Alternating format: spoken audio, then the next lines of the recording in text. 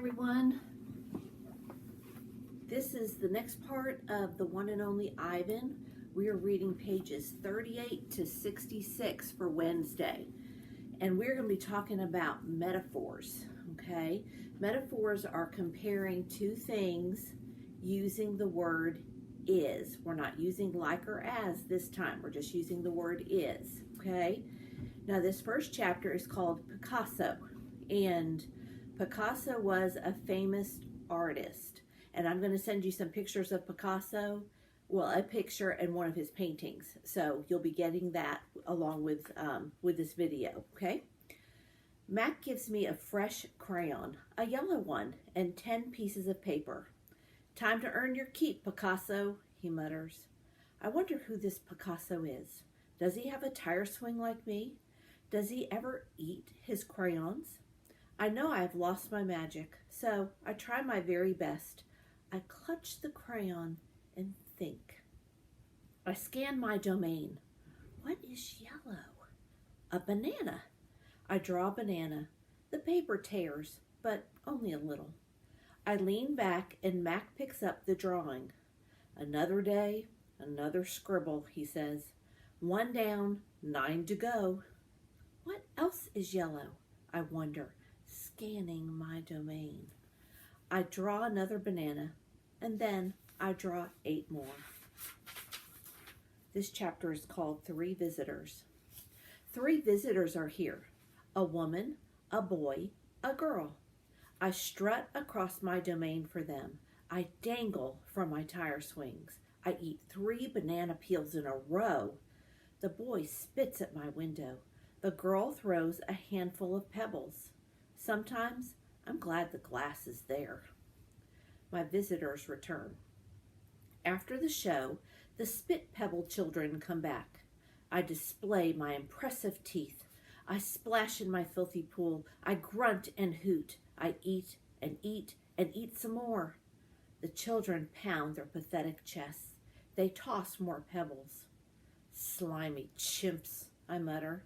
I throw a me ball at them. Okay, you need to use your glossary again at the beginning of your book and see what a me ball is. It's not really very great, okay? So go ahead and look back at that to see what that is. Sometimes I wish the glass were not there. Sorry. I'm sorry I called those children slimy chimps. My mother would be ashamed of me. Julia. Like the spit pebble children, Julia is a child, but that, after all, is not her fault. While her father, George, cleans the mall each night, Julia sits by my domain. She could sit anywhere she wants, by the carousel, in the empty food court, on the bleachers coated in sawdust, but I'm not bragging when I say that she always chooses to sit with me. I think it's because we both love to draw. Sarah, Julia's mom, used to help clean the mall. But when she got sick and grew pale and stooped, Sarah stopped coming. Every night, Julia offers to help George, and every night he says firmly, "Homework, Julia. The floors will just get dirty again." Homework, I have discovered, involves a sharp pencil and thick books and long sighs. I enjoy chewing pencils. I'm sure I would excel at homework. Sometimes Julia dozes off, and sometimes she reads her books, but mostly she draws pictures and talks about her day. I don't know why people talk to me, but they often do. Perhaps it's because they think I can't understand them, or perhaps it's because I can't talk back. Julia likes science and art. She doesn't like Lila Burpee, who teases her because her clothes are old, and she does like Deshaun Williams, who teases her too, but in a nice way, and she would like to be a famous artist when she grows up. Sometimes Julia draws me. I am an elegant fellow in her pictures, with my silver back gleaming like moon on moss.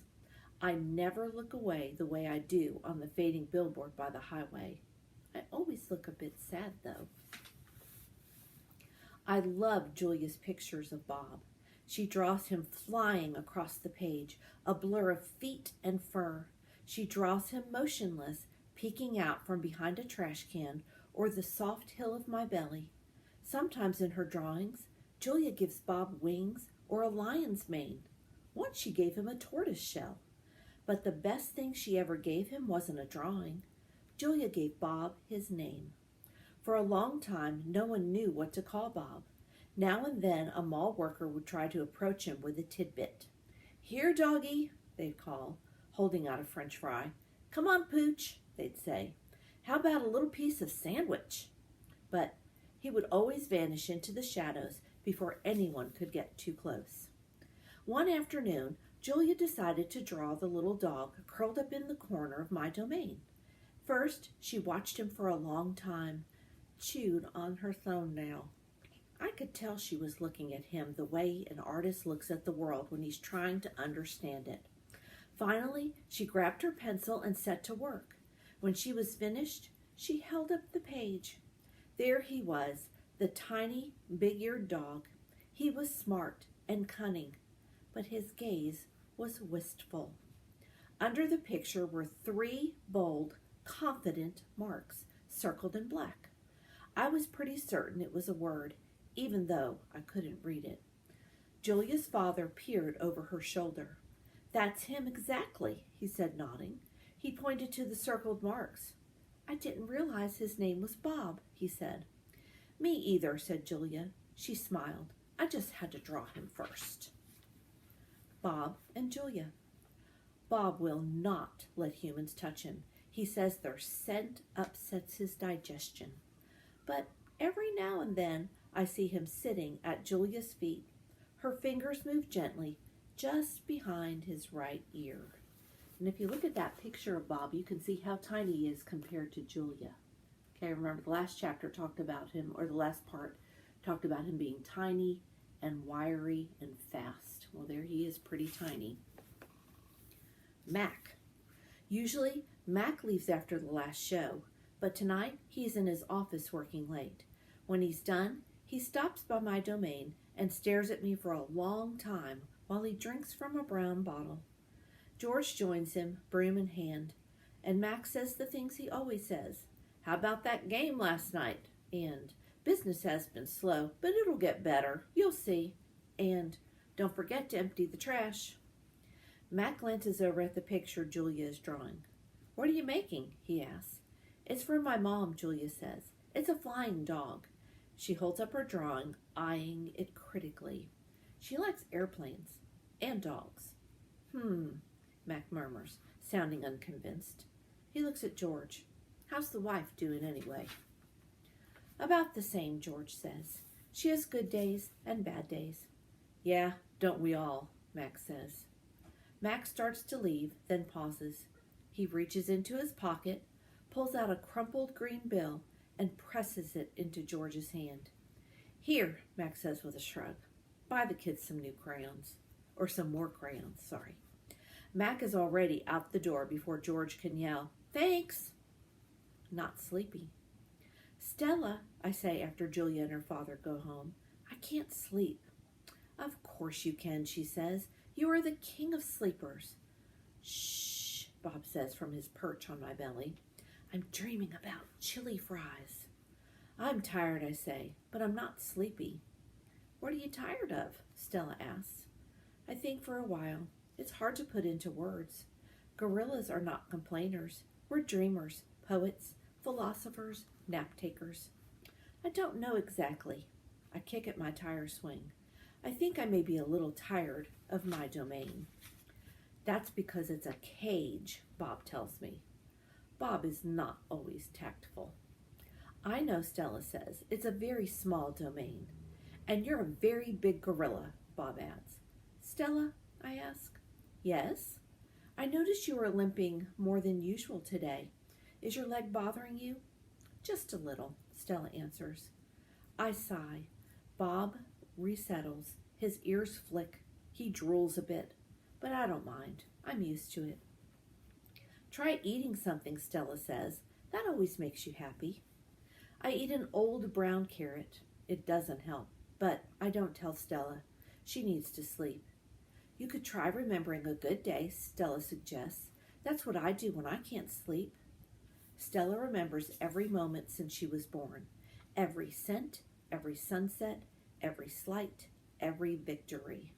A slight is something that is when someone does something against you, they slight you, okay? You know I can't remember much, I say. There's a difference, Stella says gently, between can't remember and won't remember. That's true, I admit. Not remembering can be difficult, but I've had a lot of time to work on it. Memories are precious, Stella adds. They help tell us who we are. Try remembering all your keepers. You always liked Carl, the one with the harmonica. Carl, yes, I remember how he gave me a coconut when I was still a juvenile. It took me all day to open it. Okay, guys and girls, a juvenile just means a young gorilla, okay? Juvenile just means young. So he would be a young gorilla here. I try to recall other keepers I have known, the humans who cleaned my domain and prepared my food and sometimes kept me company. There was Juan, who poured Pepsis into my waiting mouth, and Katrina, who used to poke me with a broom when I was sleeping, and Ellen, who sang, "How much is that monkey in the window?" with a sad smile while she scrubbed my water bowl. And then there was Gerald, who once brought me a box of fat, sweet strawberries. Gerald was my favorite keeper.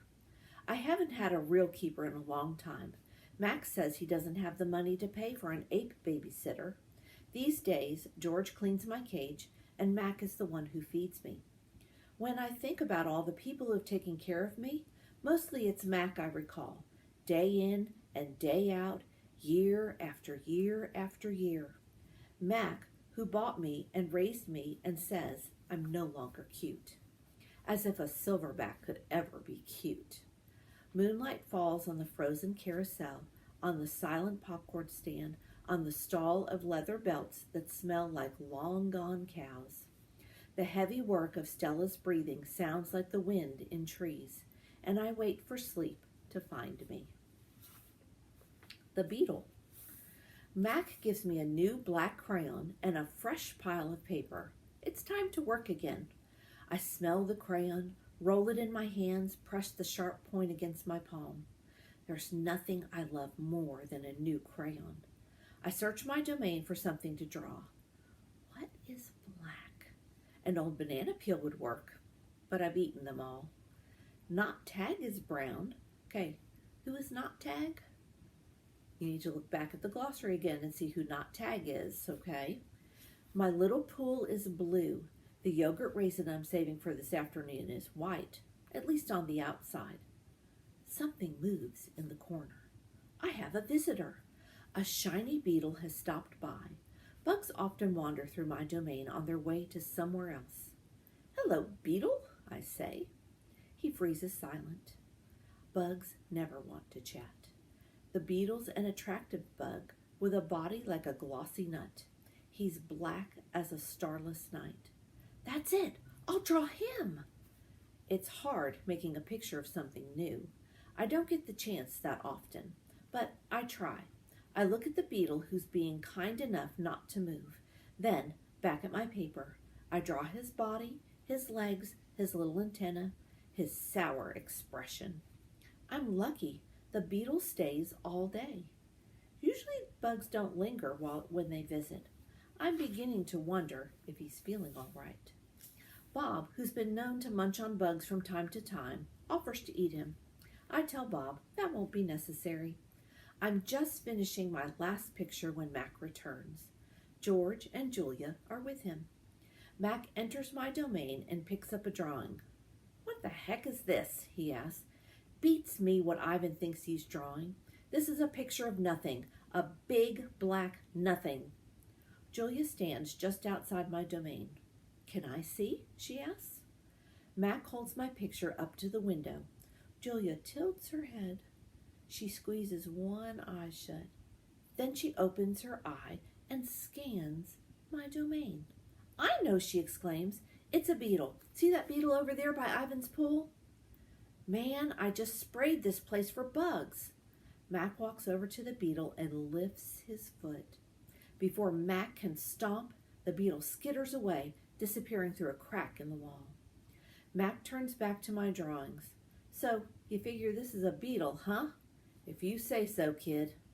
Oh, that's a beetle for sure, Julia says, smiling at me. I know a beetle when I see one. It's nice, I think, having a fellow artist around. And here's a picture of that beetle.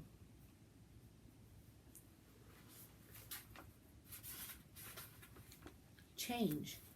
Stella is the first to notice the change, but soon we all feel it. A new animal is coming to the Big Top Mall. How do we know this? Because we listen, we watch, and most of all, we sniff the air. Humans always smell odd when change is in the air, like rotten meat with a hint of papaya. Guessing. Bob fears our new neighbor will be a giant cat with slitted eyes and a coiled tail, but Stella says a trunk will arrive this afternoon carrying a baby elephant. How do you know? I asked. I sample the air, but all I can smell is caramel corn. I love caramel corn. I can hear her, Stella says. She's crying for her mother. I listen. I hear the cars charging past. I hear the snore of the sun bears in their wire domain, but I don't hear any elephants. You're just hoping, I say. Stella closes her eyes. No, she says softly. Not hoping, not at all. Jambo. My TV is off, so while we wait for the new neighbor, I ask Stella to tell us a story. Stella rubs her front foot against the wall. Her foot is swollen again, an ugly, deep red. If you're not feeling well, Stella, I say, you could take a nap and tell us a story later. I'm fine, she says, and she carefully shifts her weight. Tell us the Jambo story, I say. It's a favorite of mine, but I don't think Bob has ever heard it. Because she remembers everything, Stella knows many stories. I like colorful tales with black beginnings and stormy middles and cloudless blue sky endings. But any story will do. Okay, let's talk about that. Colorful tales with black beginnings. So it means that it doesn't look very hopeful at the beginning. And stormy middles, which means there's some problems in the middle. And cloudless blue sky endings. So the ending of the story comes out really well. Okay, we're on page 64. I'm not in a position to be picky. Once upon a time, Stella begins, there was a human boy. He was visiting a gorilla family at a place called a zoo. What's a zoo? Bob asks. He's a street-smart dog, but there's much he hasn't seen. A good zoo, Stella says, is a large domain, a wild cage, a safe place to be. It has room to roam and humans who don't hurt. She pauses, considering her words. A good zoo is how humans make amends. Okay, amends, that means that humans will make things right for what they've done bad to animals. Stella moves a bit, groaning softly. The boy stood on a wall, she continues, watching, pointing, but he lost his balance and fell into the wild cage. Humans are clumsy, I interrupt. If only they would knuckle walk, they wouldn't topple so often. Stella nods. A good point, Ivan. In any case, the boy lay in a motionless heap, while the humans gasped and cried. The silverback, whose name was Jambo, examined the boy, as was his duty, while his troop watched from a safe distance.